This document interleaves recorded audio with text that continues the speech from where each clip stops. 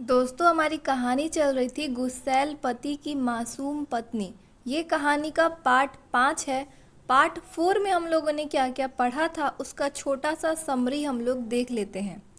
साक्षी ने आंसू भरी आंखों से आरव को साफ साफ कह दिया कि उसे तलाक नहीं चाहिए और वो सिर्फ उसी के साथ रहना चाहती है। लेकिन अर्पित की तस्वीरों की गलतफहमी में आरव ने उसे तलाक के पेपर दे दिए। साक्षी टूट गई, फिर भी रिश्तों को बचाने पर अड़ी रही। दूसरी ओर रंभा बच्चों की कस्टडी लेने पहुंची, जहां साक्षी ने अपनी समझदारी और ममता से उसे करारा जवाब दिया। आखिर में आरव ने सबके सामने साक्षी को ठुकराया, जिससे साक्षी का गुस्सा पहली बार सबके सामने नजर आया। अब कहानी में आगे। साक्षी इस वक्त आरव को एकटक बिना पल के झपकाए देखे जा रही थी। उसके चेहरे पर गुस्सा साफ साफ नजर आ रहा था, लेकिन फिर भी उसकी आंखों से आंसू बहते जा रहे थे। कारण कोई समझे ना समझे, आरव जानता था। साक्षी ने खुद उसे बताया था कि जब उसे तकलीफ होती है उसकी आंखों में आंसू बहने लगते हैं। चेहरे पर गुस्सा और आंखों में आंसू बहे जा रहे थे। आंसुओं के इस अजीब से मेल के साथ साक्षी ने अपने कदम आरव की ओर बढ़ा दिए। आरव उससे नजरें चुरा रहा था, अपने आप को साक्षी की तरफ देखने से रोक रहा था। क्या कहा आपने? आरव के करीब आकर साक्षी ने कहा। क्या कह दिया मैंने ऐसा? आरव ने फिर कहा। आपने कहा कि मैं होती कौन हूँ जो आपके और आपके बच्चों के बीच में बोले। क्या गलत कहा मैंने? मैं बाप हूँ बच्चों का। सही गलत और अच्छा बुरा क्या है सब मैं समझता हूँ और उन्हें संभाल भी सकता हूँ। आरव भी गुस्से में बोला। तो क्या आप नहीं जानते कि मैं आपकी कौन लगती हूँ और आपकी बच्चों की मैं कौन लगूंगी? साक्षी ने भी जोर से बोला। अपनी आवाज़ धीमी रखकर बात करो। आरव ने थोड़ा झुककर साक्षी की आंखों में आंखें डालकर देखते हुए बोला। ना तो तुम मेरे लिए और ना ही मेरे बच्चों के लिए कुछ भी लगती हो। पूरे घर वाले आरव की इस बात पर हैरान थे। शादी की थी आरव ने साक्षी से, फिर ऐसे कैसे कोई नहीं लगती थी आरव की? नेहा कुछ बोलने के लिए आगे बढ़ती है, लेकिन शिवम उसका हाथ पकड़कर उसे रोक लेता है।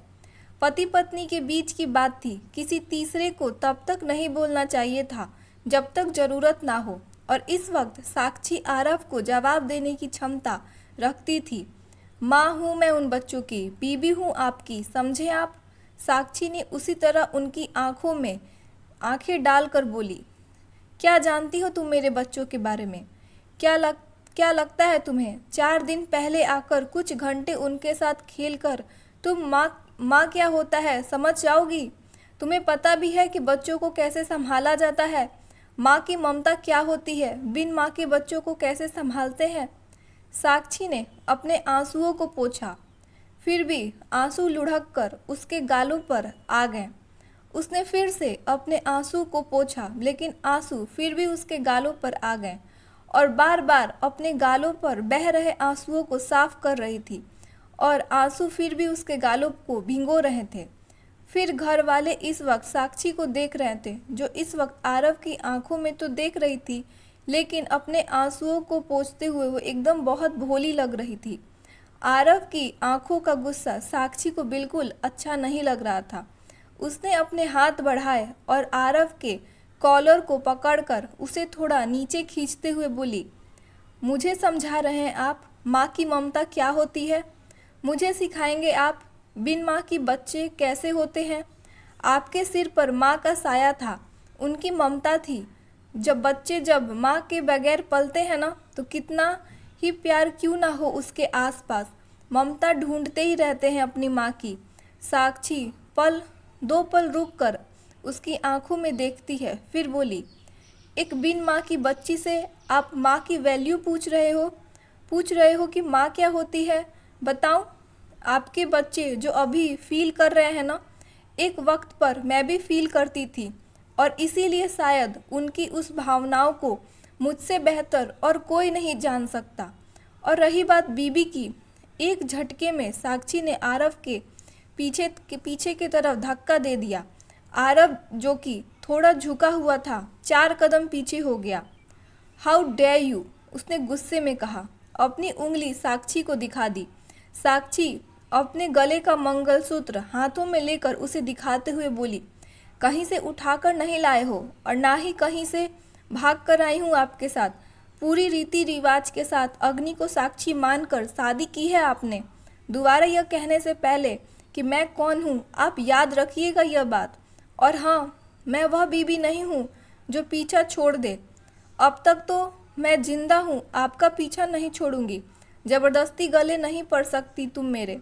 थोपी गई हो मेरे सिर पर और हक है मुझे ये कहने का कि मुझे नहीं रहना तुम्हारे साथ। तलाक दो और पीछा छोड़ो। आरव ने चीखते हुए साक्षी के पास आकर बोला। इस तरह आरव का मुंह से तलाक का बात सुनते ही घर के सारे लोग हैरान रह गए। आरव के पापा आगे बढ़ते हुए बोले, आरव, दिमाग खराब है तुम्हारा, कैसी बातें कर रहे हो तुम? जो कह रहा हूँ सही कह रहा हूँ और जो सुना आपने बिल्कुल सही सुना। मैंने कल ही कह दिया था कि मुझे तलाक चाहिए। तो आपको क्या लगा तलाक मांगोगे और मैं साइन कर दूंगी? या क्या सोचा आपने कि मैं गिड़गिड़ाऊंगी, आपको कहूंगी कि प्लीज़ मुझे मत छोड़िए, मुझे अपना लीजिए? मिस्टर आरव कपूर, जानते नहीं कि आप मुझे जितना आपने मुझे देखा है, मैं 4 दिन की साक्षी हूँ। उससे पहले वाली साक्षी को आप नहीं जानते हैं। जानता हूँ, इसीलिए इस साक्षी से छुटकारा पाना चाहता हूँ। आरव ने तुरंत कहा, नहीं जानते हैं, क्योंकि जान रहे होते तो पता होता कि तलाक तो बिल्कुल भी नहीं मिलेगा आपको। हनी बनी, साक्षी ने जोर से चिल्लाया। दोनों बच्चों की देखभाल करने वाली नैनी बाहर आ गई। जी मैडम, बच्चों का सामान पैक करो और मेरे कमरे में डालो, उसने आरव की आंखों में देखते हुए कहा। रुको, आरव ने नैनी को रोकते हुए कहा, बच्चे मेरे हैं और तुम्हारे साथ क्यों जाएंगे? आरव का सवाल साक्षी की तरफ देखते हुए निकला। तलाक हुआ नहीं है अभी हमारा। मैं आपकी बीवी हूँ और बच्चे अभी मेरे ही हैं और फिलहाल अपने बच्चों को लेकर अपने कमरे में रहने का मूड है। साक्षी पीछे मुड़ी और अपने कमरे की ओर बढ़ गई। आरव उसके पीछे चिल्लाते हुए बोला, तुम गलत इंसान से पंगा ले रही हो। पता नहीं है कि आरव कपूर क्या चीज़ है? साक्षी पलटकर आरव की ओर मुस्कुराते हुए बोली, हो सकता है मैं नहीं जानती कि आरव कपूर क्या चीज़ है, पर मिस्टर कपूर, अब आपको पता चलेगा कि साक्षी आरव कपूर क्या चीज़ है। मिलते हैं तब जब मेरा मूड करे। साक्षी थोड़ा सा साइड की तरफ झुककर नेहा की ओर देखकर बोली, नेहा दीदी, इनका कमरा गेस्ट रूम में लगवा दीजिएगा। इनका बोरिया बिस्तर नौकर से कहकर भिजवाती हूँ, उनकी व्यवस्था करवा दीजिए वहाँ पर। नेहा को समझ नहीं आ रहा था कि वो अभी हंसे या तलाक की बात पर अपना सिर पीटे, या फिर साक्षी जो हालत आरव की कर रही थी उस पर ठहाके मार कर हंसे। उसने सिर्फ अपनी गर्दन स्लो मोशन में हाँ में हिला दी। आरव अपने घर वालों की तरफ पलटा और कहा, देखा देखा आपने उसने क्या किया, और आप लोग कहते हो कि मैं गलत हूँ। आरव देख, शिवम बोले, अभी भी आप लोग मुझे समझा रहे हैं? आपको दिखाई नहीं दे रहा कि ये लड़की कितनी बदतमीज है, कितनी नासमझ है? ऐसा नहीं है आरव, वो समझदार है, शिवम ने कहा। उसकी समझदारी कहाँ से आप लोगों को नज़र आती है भैया? नेहा चुपचाप सब सुन रही थी। तभी जोर की आवाज़ आई। सभी पीछे मुड़कर पलट कर देखते हैं। एक सूटकेस साक्षी ने बाहर फेंक दिया। गिरते ही सूटकेस का लॉक टूटा और वो खुल गया। उसमें से आरव के कपड़े दिखाई दे रहे थे। मेरे कपड़े, ये लड़की, डैड, आप। बस आरव इतना ही बोल पाया कि तभी कुछ सामान सूटकेस के ऊपर आकर गिरा। साक्षी ने अपने दोनों हाथ से फेंका था। आरव का ब्रश, कोलगेट, साबुन, टॉवल, उसकी जितनी भी परफ्यूम्स और जितनी भी चीज़ें उसकी ड्रेसिंग टेबल पर और बाथरूम में पड़ी हुई थी, सभी चीज़ें इस वक्त कमरे के बाहर थी। व्हाट द हेल यू, कहते हुए आरव साक्षी के पीछे भागा। साक्षी झट से अंदर गई और कमरे का दरवाज़ा बंद कर लिया। कमरे का दरवाज़ा आरव की नाक पर लगा। आरव की नाक पर इतनी जोर से लगी थी कि वह अपनी नाक सहलाते हुए घुटने के बल वहीं नीचे बैठ गया। सभी घर वाले अपनी गर्दन झुकाकर दूसरी तरफ घूम गए, क्योंकि सभी को इस वक्त आरव पर हंसी आ रही थी और आरव के सामने इस वक्त हंसने का मतलब आ बैल मुझे मार वाली स्थिति होती। सभी आरव की तरफ पीठ करके अपनी हंसी रोक रहे थे। आरव उठा, उसने सूटकेस को बंद किया और नौकर को चिल्लाकर आवाज़ देते हुए बोला, अब इसे उठाकर रखने के लिए तुम्हें अलग से इनवाइट करूं क्या? उठाओ इसे। सारा सामान 2-3 लोगों ने मिलकर उठाया और उसे दूसरे कमरे में, जो इस कमरे के बगल में था, वहां सेट करने लगे। आरव भी गुस्से से साक्षी के कमरे का दरवाज़ा बार बार ठोकता रहा। पूरे घर और दुनिया को अपने इशारों पर नचाने वाले आरव के दरवाजे ठोकने पर मजाल है कि साक्षी दरवाज़ा खोल दे। आरव को लगा कि घर वालों में कोई आगे बढ़कर साक्षी से कहेगा साक्षी दरवाज़ा खोलो। आरव ने अपने घर वालों की तरफ देखा, जो इस वक्त अपनी गर्दन झुकाए खड़े थे। आरव अपना पैर पटकते हुए दूसरे कमरे की ओर चला गया। उसके जाते ही उसने अपने कमरे का दरवाज़ा जोर से बंद किया। कमरा बंद होने की आवाज़ सुनते ही सभी घर वाले पलटकर उसके कमरे की ओर देखने लगे और फिर एक दूसरे की तरफ देखकर जोर से हंस पड़े। उनकी हंसी इतनी तेज़ थी कि किसी की हंसी रुक ही नहीं रही थी। कोई सोफे पर, कोई कुर्सी पर और कोई ज़मीन पर बैठकर हंसे जा रहा था। आरव की ऐसी हालत आज तक कभी भी किसी ने भी नहीं देखी थी। आरव की मम्मी हंसते हुए बोली, तुम लोग बस करो, कैसे हंस रहे हो मेरे बेटे पर। दादाजी बोले, बहू आज हंस लेने दे, कब से तमन्ना थी कोई मेरे बागड़ बिल्ले को सुनाए, आज मानो मेरा जन्म सफल हो गया। सभी उनकी बात सुनकर फिर से हंसने लगे, जबकि गीता देवी और आरव की माँ सिर्फ मुस्कुरा रही थी। अब भला कैसे हंसती, किसी का फेवरेट पोता था तो किसी का बेटा। अपने कमरे में आते ही आरव चीज़ों को उठाकर पटकने लगा। उसे अपना गुस्सा कंट्रोल ही नहीं हो रहा था। जब भी उसे गुस्सा आता था वह तोड़ फोड़ करने लगता था। उसकी हिम्मत कैसे हुई मुझसे इस तरह से बात करने की? तलाक कैसे नहीं देगी? देना पड़ेगा। मैं तुम्हें कल देखता हूँ साक्षी। अगर इस साक्षी से आरव कपूर को अलग ना कर दिया ना तो फिर भी मैं आरव कपूर नहीं, कहकर वह बाथरूम की ओर चला गया। साक्षी अपने कमरे में बिस्तर पर बैठी सुबक रही थी। वह गुस्से में यह सब कुछ कहकर आई थी, लेकिन उसका मन आरव के साथ ऐसा करने का बिल्कुल भी नहीं था। पता नहीं क्यों, पर शादी के दिन जब उसने पहली बार आरव को देखा था, तभी से आरव उसे अच्छा लगने लगा था। इसीलिए उसने पूरे मन से इस रिश्ते को निभाने का अपने आप से वादा भी कर लिया था। बिल्कुल नहीं छोड़ूंगी। ऐसे कैसे छोड़ दूं? पहली बार कोई लड़का अच्छा लगा है, थोड़ा बिगड़ा हुआ है तो क्या हुआ, सुधार लूंगी मैं अपने हिसाब से, कहकर उसने अपने आंसू पोंछ लिए। वह ड्रेसिंग टेबल की ओर देखती है, जहां पर आरव का सामान हट चुका था। उसे वो खाली जगह बिल्कुल भी अच्छा नहीं लग रहा था, और न ही वो बिस्तर जिस पर इस वक्त आरव नहीं था। तभी दोनों बच्चों को नैनी कमरे का दरवाज़ा खटखटाती है। साक्षी ने दरवाज़ा खोला तो नैनी बोली, मैडम क्या सच में बच्चों का सामान यहाँ पर शिफ्ट करना है? साक्षी कुछ सोचते हुए बोली, नहीं, बच्चों को एक दूसरे से अलग मत करो, हमेशा साथ रहते आए हैं, साथ ही रहने दो। नैनी वहाँ से चली गई। साक्षी ने देखा कि सभी लिविंग एरिया में बैठकर हंस रहे हैं। वह भी उनसे बात करने के लिए वहाँ आ गई। उसे अपनी तरफ आता देखकर दादाजी खुश होते हुए उसके पास गए। उन्होंने उसके कंधे पर हाथ रखा और कहा, क्या बात है बच्चा, आज तो तुमने वो काम कर दिया जो कोई नहीं कर सकता था। मतलब आप लोगों को बुरा नहीं लगा कि मैंने उनके साथ ऐसी बात की? साक्षी ने हैरानी से पूछा। अरे इसमें बुरा लगने जैसा क्या है? हम तो चाहते थे कि कोई ऐसा हो जो उसके साथ ऐसी बातें करे। आरव के पापा झट से बोले। तभी उनके मोबाइल का फ़ोन बजा। उन्होंने स्क्रीन की तरफ देखा और फिर साक्षी से बोले, तुम्हारे पापा का फ़ोन है। साक्षी खुश होकर उनके बगल में जाकर बैठ गई। अब बात कीजिए। जी कहिए समधी जी, नमस्ते। जी बोलिए। नमस्ते भाई साहब, सब ठीक है, महेंद्र जी ने कहा। जी सब कुछ बढ़िया है।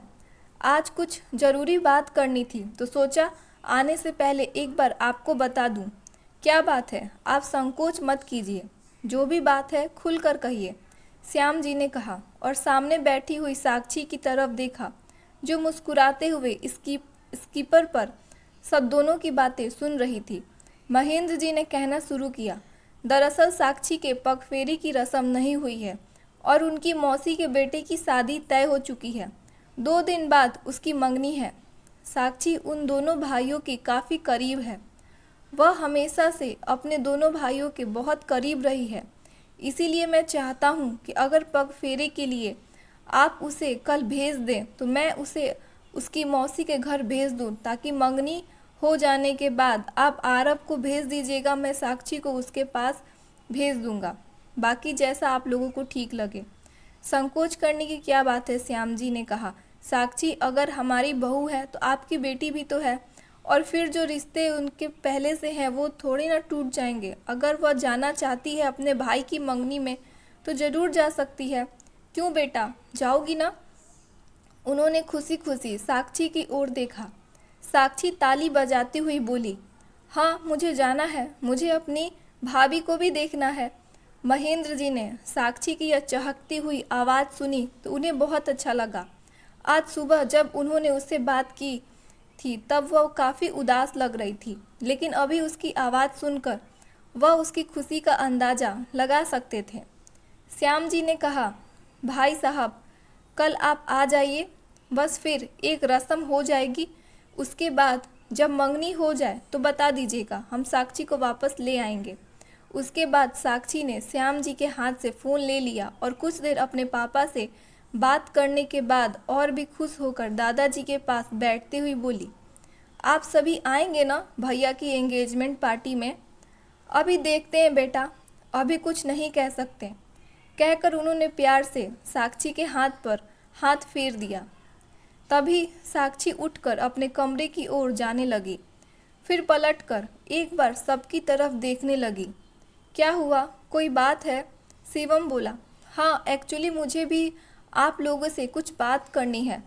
फिर तुरंत बोली, नहीं बात नहीं करनी, दरअसल परमिशन लेनी है। साक्षी इस वक्त काफ़ी सीरियस लग रही थी। श्याम जी ने अपने बगल के सोफे पर हाथ से इशारा करते हुए कहा, बैठो। सिर झुकाकर साक्षी जाकर वहां बैठ गई और कुछ पल तक चुप रही। अब कहोगी भी क्या बात है? श्याम जी बोले, मैं आप लोगों से सुबह बात करना चाहती थी लेकिन मूड खराब था, इसीलिए बात नहीं कर पाई। साक्षी हिचकिचाते हुए बोली, हाँ बोलो, इतना डरने की ज़रूरत नहीं है तुम्हें। मैं अपनी पढ़ाई कंटिन्यू करना चाहती हूँ और इसीलिए मुझे आप सभी की परमिशन चाहिए थी। साक्षी ने कहा, हाँ क्यों नहीं। श्याम जी बोले, तुम अभी छोटी हो, हम समझ सकते हैं कि तुम्हारी पढ़ाई पूरी नहीं हुई होगी। शिवम भी अपने पापा के बात का समर्थन करते हुए बोला, बिल्कुल पापा सही कह रहे हैं, तुम अपनी पढ़ाई पूरी कर सकती हो। वैसे कौन से कॉलेज में हो? मैं अभी कॉलेज में नहीं जाती, इंटर्नशिप है तो ऑफिस जाती हूँ, सीए कर रही हूँ। वाह क्या बात है, शिवम उत्साहित होकर बोला, यह तो बहुत अच्छा काम कर रही हो तुम।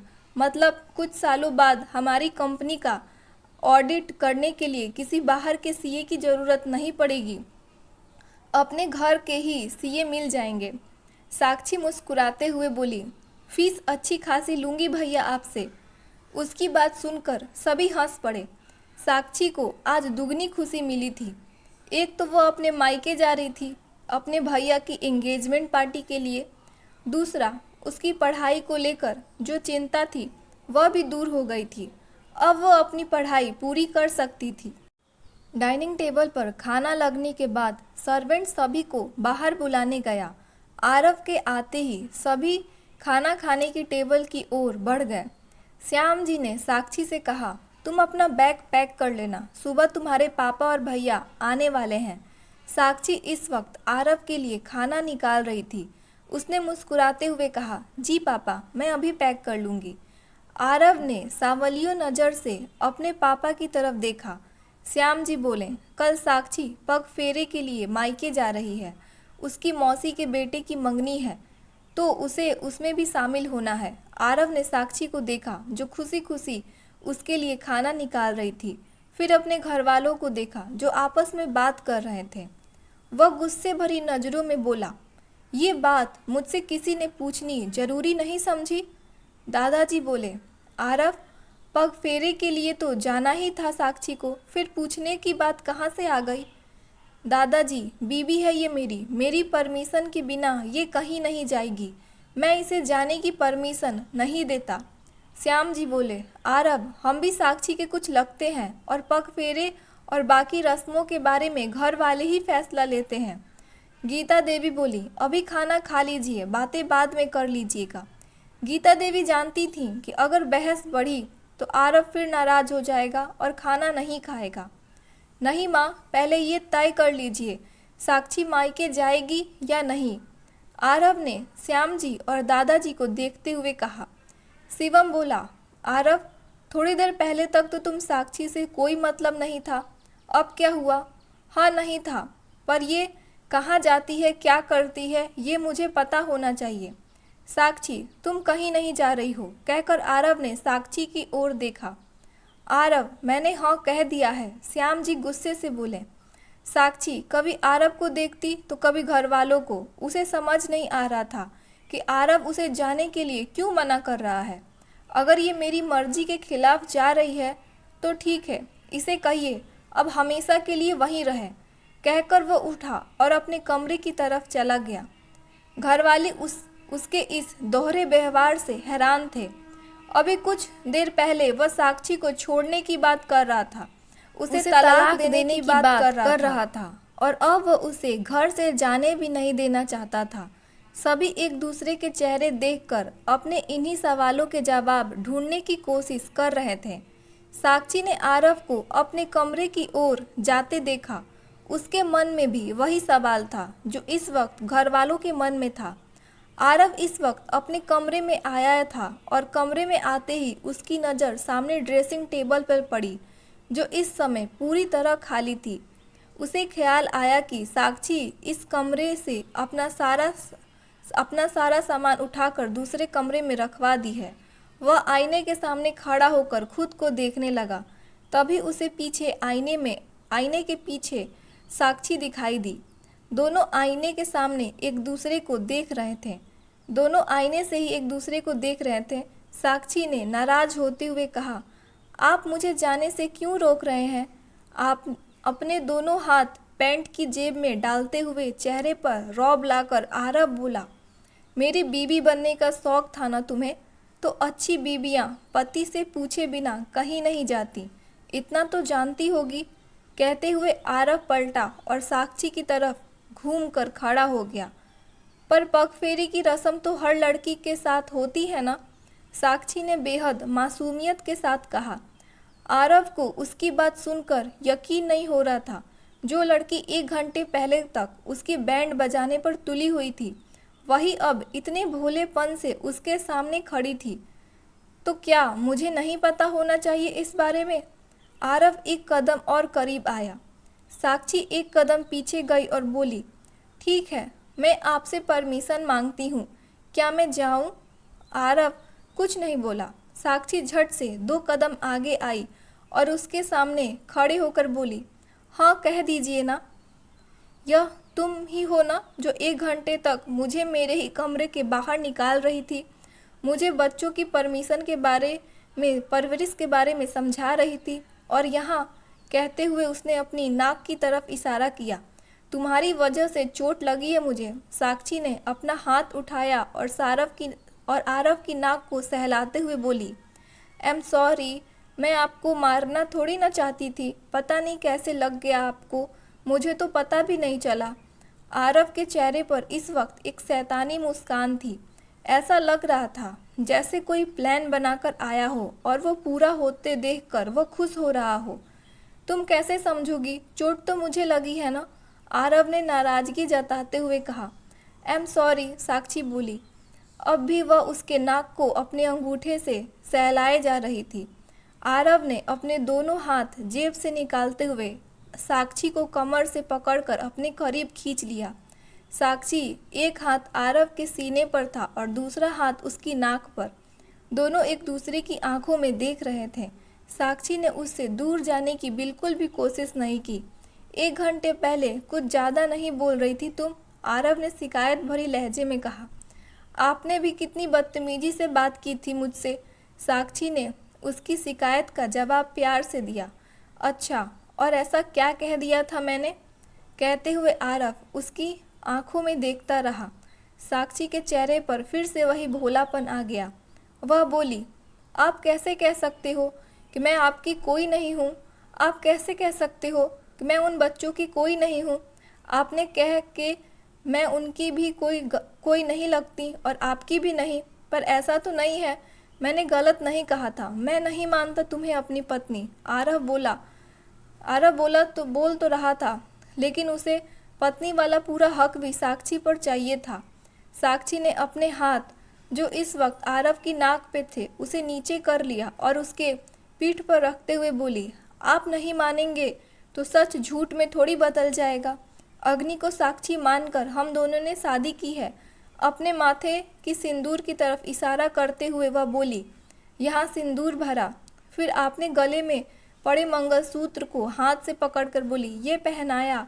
और आप कहते हैं कि आप इस रिश्ते को नहीं मानते। ज़बरदस्ती थी, तुम भी जानती हो कि किन परिस्थितियों में हमारी शादी हुई थी। आरव बोला। भले ही वह कठोर शब्दों में बात कर रहा था, लेकिन अब भी उसे साक्षी को अपने सीने से लगाकर रखा हुआ था। पहले दिन से ही साक्षी का उसके करीब रहना उसे सुकून देता था, लेकिन वह अपने घमंड में इस बात को स्वीकार नहीं करना चाहता था कि साक्षी उसे अच्छी लगने लगी थी। उसके व्यवहार में बदलाव सिर्फ इसीलिए आया था क्योंकि तस्वीर में साक्षी को किसी और के साथ देखकर उसे जलन हुई थी। आप मानो या ना मानो, मैं मानती हूँ और हमेशा मानती रहूँगी। आप मेरे हो और मैं आपकी। मेरे भैया की मंगनी है तो मैं अपने पति परमेश्वर से परमिशन लेती हूँ। क्या मैं अपने मायके जा सकती हूँ? कहते हुए साक्षी ने पप्पी फेस बनाकर आरव की तरफ देखा। आरव के दिमाग में इस वक्त सिर्फ साक्षी की एक बात गूंज रही थी, मेरे पति परमेश्वर, क्या आप मुझे इजाज़त देंगे? मेरे पति परमेश्वर, क्या आप मुझे इजाज़त देंगे? वह खुद में हड़बड़ाया। पति परमेश्वर, क्या कहा तुमने? कहते हुए आरव ने साक्षी को और भी ज़्यादा करीब खींच लिया। आपने कहा था ना कि मैं आपकी इजाज़त के बिना कुछ भी नहीं करूँगी। तो मर्जी तो हमेशा भगवान की ही चलती है ना, और पति भी तो परमेश्वर होता है। साक्षी ने मस्का मारने के लिए बेहद प्यार से कहा। आरव खुश हो गया। उसने साक्षी को थोड़ा और ऊपर उठाकर अपने और करीब करते हुए कहा, इसी तरह हर काम करने से पहले मुझसे पूछ लिया करो, तुम्हारे लिए ही अच्छा होगा। साक्षी को भी अब आरव पसंद आने लगा था। वह तो पहली नज़र में ही आरव की हो गई थी और अब आरव को कैसे हैंडल करना है यह भी अच्छी तरह से समझ चुकी थी। वह प्यार से बोली, जाऊं तो पति परमेश्वर? आरव ने हाँ में सिर हिला दिया। साक्षी खुश होकर आरव के गाल पर एक किस करते हुए बोली, थैंक यू। साक्षी ने अपने आप को ज़मीन पर उतारना चाहा क्योंकि उसके पैर इस वक्त ज़मीन से कुछ इंच ऊपर थे, लेकिन आरव अब उसे छोड़ने को तैयार ही नहीं था। सोच लो, अगर तुम चली गई तो मैं फिर से इस कमरे में आ जाऊंगा। वह साक्षी से और ज़्यादा अटेंशन चाहता था। कोई प्रॉब्लम नहीं है, आप इस कमरे में रह लेना, मैं दूसरे कमरे में रह लूँगी। आरव के चेहरे पर अब तक जो मुस्कान थी वो साक्षी के इस बात को सुनते ही गायब हो गई कि वह दूसरे कमरे में रहेगी। तुम नहीं जा रही हो अपने मायके, चुपचाप इसी घर में पड़ी रहो। यह कहकर उसने साक्षी को छोड़ दिया। साक्षी के पैर जमीन पर पड़े और वो झट से सीधी खड़ी हो गई। अरे, अभी तो आपने हाँ कहा था और अभी ना कह रहे हैं, आरव बोला और जाकर बेड पर बैठ गया। साक्षी ने अपनी बातों को फिर से अपने मन में दोहराया, फिर अपने सर पर हल्की सी चपट मारते हुए बोली, गई, फिर गलती हो गई। वह झट से बेड पर गई और आरव के बगल में बैठते हुए बोली, परमेश्वर जी, हाँ कह दीजिए ना। आरव की तरफ से कोई जवाब नहीं आया। मैं आपके साथ इसी कमरे में रहूँगी क्योंकि मुझे पता है हस्बैंड वाइफ एक ही कमरे में रहते हैं, एक ही बेड पर सोते हैं और आरव ने उसकी कुर्ती पकड़ते हुए अपनी तरफ खींच लिया और उसे अपने ऊपर गिराते हुए बोला, और क्या? साक्षी अपनी आंखें टिमटिमाते हुए बोली, और एक दूसरे की बात मानते हैं। दोस्तों, कहानी का नेक्स्ट पार्ट कल आएगा। आप लोग लाइक ज़रूर कीजिएगा।